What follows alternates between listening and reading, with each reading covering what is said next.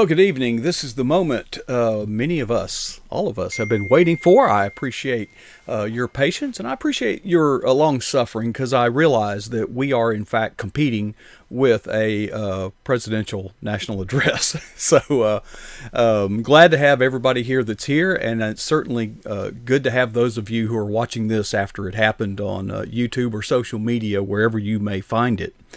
I'm very, very pleased tonight to be bringing you the first appearance of a special guest that will be with us weekly, unless he's providentially hindered, I guess.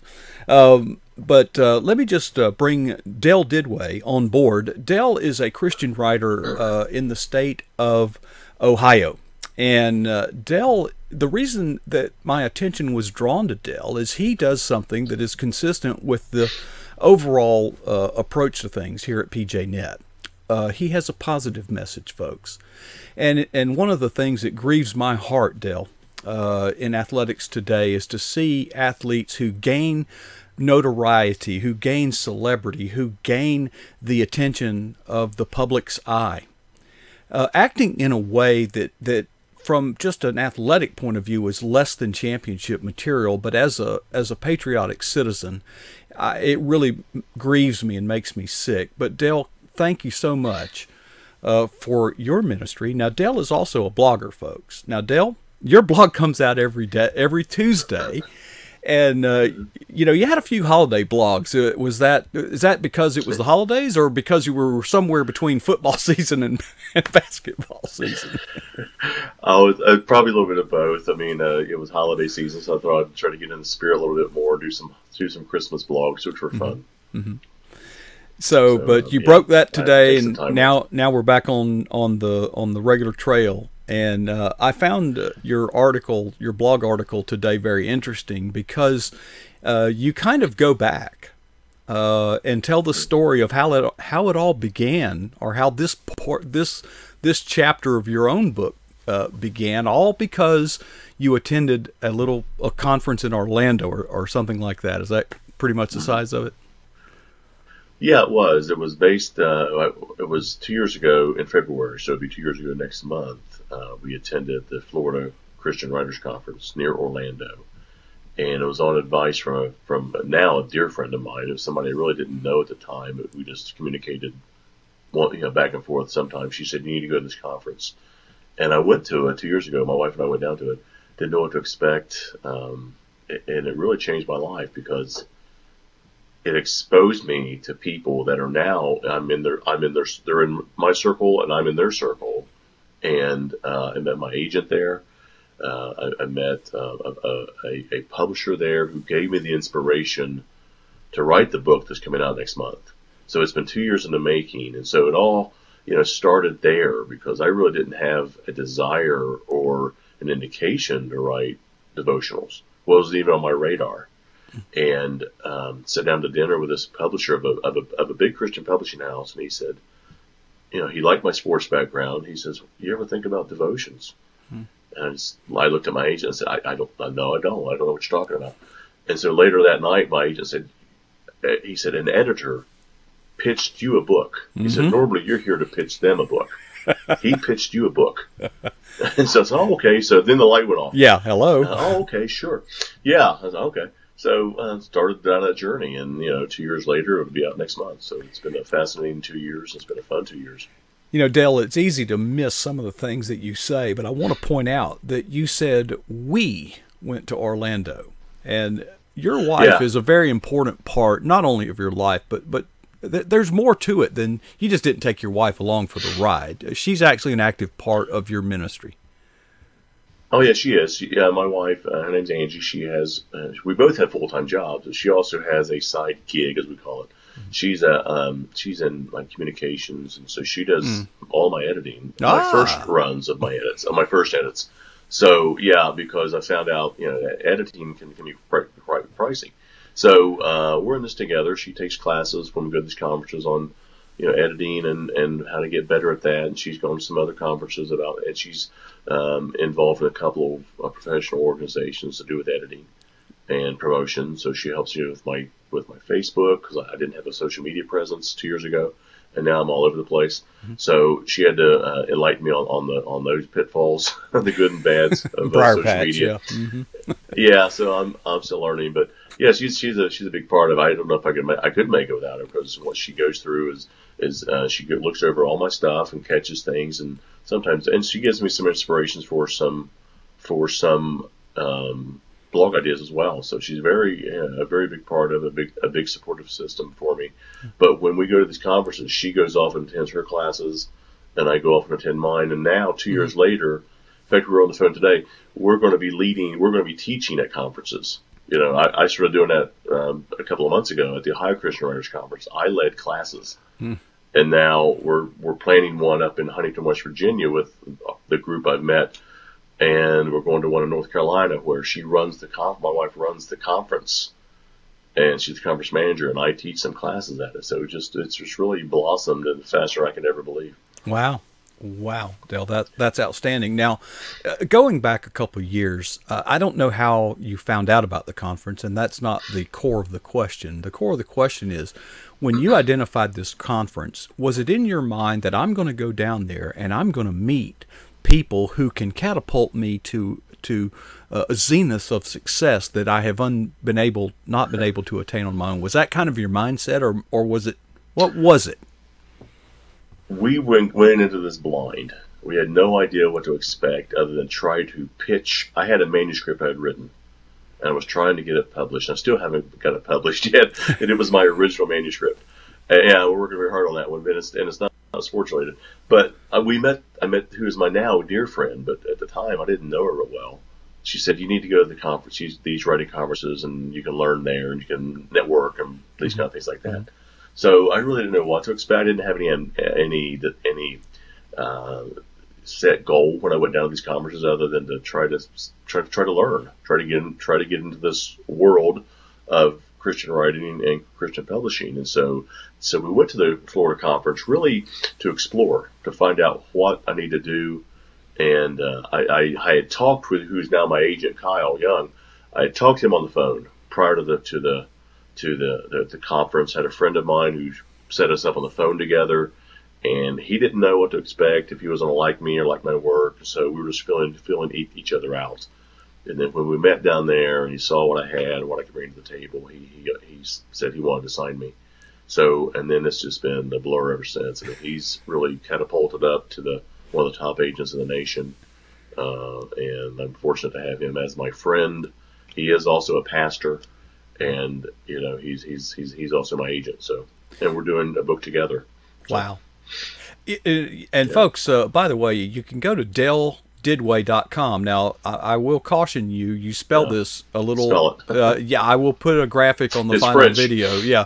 I've always said this about your name, Dale. You can pronounce it or you can spell it, but very few people can do both. Yeah, right. What's his blog today details many of the interwoven relationships and persons that are involved in I mean, we see the writer, we see the author's name, but there's always a team. Okay, nothing significant has ever been accomplished without teamwork. But the thing that amazes me the most, you seem to have a magnetism to drawing people who are as fervent about other teams as you are about yours, when in fact these teams are rivals. How do you do that, and how do you sustain a relationship through that? I mean, I just don't take it real serious. So for me, because for one thing, you know, I'm a Buckeye, right? No kidding. I mean, I didn't go to Ohio. Yeah, and my agent played for Michigan, so go put that. They would put that together. So we just don't. I don't take it real serious. I know some people do, but I don't. And to tell all my dear friends who writes with me in these books, they're very passionate about their teams as well. Mm-hmm. So we don't take it real serious. Okay. Folks, I do encourage you to not only visit, but subscribe to DaleDidway.com. The name, we'll put a graphic on the screen because otherwise you can't spell it. But Dale blogs every Tuesday with regularity, and that's one of the things that I think contributes to being a successful blogger, is having regular copy that comes across fresh. But Dale, have you given some thought to next week's blog, or are you just kind of decompressing after this week? No, I don't get it till Saturday, Sunday, even Monday. Sometimes Really? I've written them that day, but I really don't put that off. But normally Saturday or Sunday, and my wife a lot of times will. I mean, I have some ideas, and sometimes they'll hit me during church service or something strikes me. So it just, I don't rely on that inspiration, but it sometimes does. Okay, well, I was trying to tee it up for you to give a little teaser. Yeah, I don't. I guess I can't. I don't have any idea yet. So, and I try to stay out of politics. I leave that for my newspaper columns that I also have out there, because my blogs, I want them to be more positive. So I try to distinguish and separate those two. But no, I don't have any idea yet. That's kind of, so I used to worry about it, but a year into it, I thought, nah, it'll come to me, and normally it does. So I don't have any doubts anymore about that. Well, so, in my own video blogging such as that, one of the things that has benefited me from blogging. So we're going to make a little pitch, folks, for you to become a blogger. One thing that when you start a blog, if you'll make a commitment to having fresh content on whatever periodic basis you decide, what that has done for me, Dale, is I've got to keep my spiritual radar up for topics, and the thing that I have noticed, if maybe you're just driving down the road, or you see whatever, just our journey through life, if an idea comes to your mind, for me, Dale, if I don't go write it down or do something to capture it, an hour later, I cannot remember what the great idea or great inspiration was. Do you have similar experiences? I have been there, and now it's a hobby and it's a routine. I always carry, I don't have it with me, I always carry a little tape recorder in my console. One of those old-fashioned Radio Shack ones that with the tape in it? They're about as big as no tape. It's digital. Oh, okay. But or else I'll use my phone, and I'll turn on the memo and just make a voice recording. Mm-hmm. But I've been there. Yeah, I've done that. So I rely on technology for that. Yeah, I remember when I was a sales rep. And remember the old beepers? The beep, your pager would go off with a message. I would literally, when a beeper decoded, when it beeped, I would turn my Radio Shack. We had that little tiny cassette tape in it, and I would turn it on, because a lot of times there was a telephone number, and of course you're driving. What are you going to do? So, going back to my blog, actually, and you talked about my wife. My wife actually, it was her idea for me to start blogging. So she kind of pushed me to do it. I really was kind of hesitant to do it, but she said, you need to start doing this. So my first blog I put out 2 years ago. 27 people read it, and I thought, hey, this is awesome. And now my blog last week hit 5 million. Oh my gosh. It's a big run from 2 years to 27 people to 5 million. That's kind of daunting and intimidating too. Dale, what you're doing, and I get a lot of comments. Is really awesome. But one of the things that I have to, I think we all need to be on guard is, as you get more and more readership, you start thinking they're interested in you. And you begin, it kind of goes to your head, and so sometimes the Lord has to slap me with some humility and remind me that the blessings come from Him. And 'cause it's easy to think you have power over people because they're reading your content. Well, as a Christian, I have to keep that in check and say that I'm a steward of that. That's God's blessings. That's God's power He's using me as a tool, as a conduit, and using you as a conduit. But no, it's not me. It's the words. It's the glorification of the Lord. And the last year or so, I've really been grounded on that because I've had the opportunity and the privilege to talk to a lot of professional athletes. Yes, you have. And 99% of them say the same thing. I say, what's your biggest challenge in life that you face? And they eventually say the identity of being an NFL player, or the identity of being most valuable player in an all-star game, because they can get caught up in that. But he said they have to check themselves. And that's helped me, because here's these guys making millions of dollars, and they all tell me that. They all tell me the same thing. So I think I'm nowhere near that. So well, that's in college football, there's a notion in popular culture of the Heisman curse. Because anytime there's a Heisman winner who plays in the national championship, they just tend to have a bad game. That or they fizzle out in the pros. So yeah. Or the other. Yeah. Either way. Well, Dale, we're looking forward to seeing you here weekly. I just am overwhelmed. It's an honor to have you join us, and we want to be an encouragement to you, and we want to share. We're going to produce this a little bit later on in a shortened version, more abbreviated, more shareable on social media. And we want to help share your story, because you're sharing others, the stories of others. But ultimately, the story's the same. It's that God loves us, and God gave his son to die for us. And that's the message. So whether it's you, me, or an athlete, or a viewer out there, it's the same story, folks. God loves us. God so loved the world. Yeah, and in my first few blogs were about regular people, like a lot of them in my church, have done remarkable things. And I need to go back to a couple of those here in the next few weeks too, because that's where I started doing. And one of my biggest, most successful blogs ever was about a little boy who fell into a pool and was pulled out and resuscitated and brought back to life. He was 3 years old. And that was just, normal folks who have normal jobs doing remarkable things. So, it's, that hit like 9,000 hits in one day. It was crazy. Yeah. So, go back to some of those things. I mean, the stories about the pro athletes are great. I mean, I am in a little lull right now till baseball season's right around the corner. But, and I have a book launch coming up next month, so I'm really focusing on that. But I'll start back going to some Major League games, working on volume 2. Del, I was reading your blog this morning, and was I think we need to wrap it up pretty soon. But I had to ask. This was so profound that I just wanted you to elaborate on it. Let me just read it and quote it. Your blog ends like this: 2 years ago, I asked God to use me somehow. I didn't know what he wanted me to do, but I knew I had to do something for his glory. I was in the middle of a fierce spiritual fight from the enemy, and it was do or die time for me.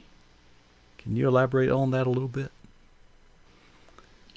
Yeah, I've always, for years wanted to do something, but I struggled with what to do, and because both my boys, preach, they're ministers. My wife sings and plays the piano, and I always wanted to do something, but would get frustrated because I wasn't doing anything, and I had some talent, and I was getting at the point where I was just going to give up and say, I can't do anything. I'm useless. And so, I was 50 years old at the time and went to this conference, and that's when it all just happened. This is when he just said, "You're here for a reason, and this is what I'm going to do with you." And my agent will tell you, he's told me numerous times, and all my friends who I'm associated with, that's what's happened to me is my story, but it doesn't happen to everybody. And they tell me what I'm going through is extremely rare, that you don't go to a conference and get signed by an agent your first conference and get a book deal your first conference. And then your next conference, you get 3 more book deals. And then by this time, 2 years ago, I had no contracts. Now I have 12.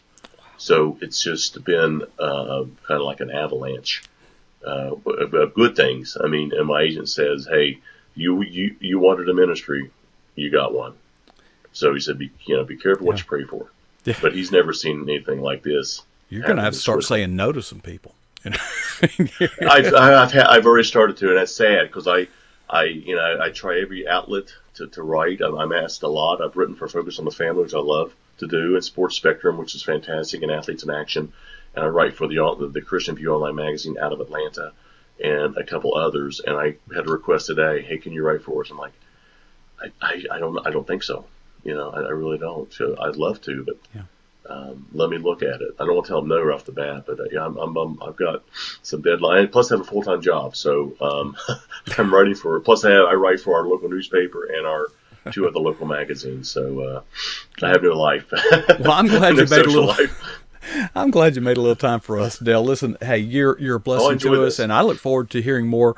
Folks, go to DaleDidway.com and check out his most recent blog, which we didn't talk about much tonight, introducing his new book, okay, Dugout Devotions. We'll talk more about that next week. Dale, thanks for joining us tonight. I look forward to it. All right, thank you, Coach.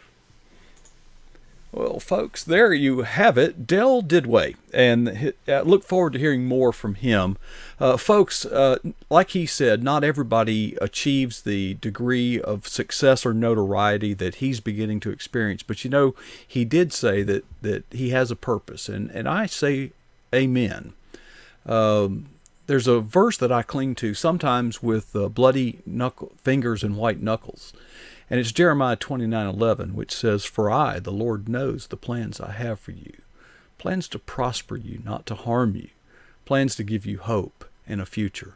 Folks, whatever you're doing, wherever you're at, no matter how you feel about yourself, God has a plan for you, and it's a plan that is glorious. It's a plan that is good. He did not put us here on this earth to suffer and go through defeat after defeat after defeat. He put us here. We are the crowning achievement of his creation, and we are to live victoriously. And I hope that this time we spend here and with Dale and with others help you along your path to live victoriously for Christ.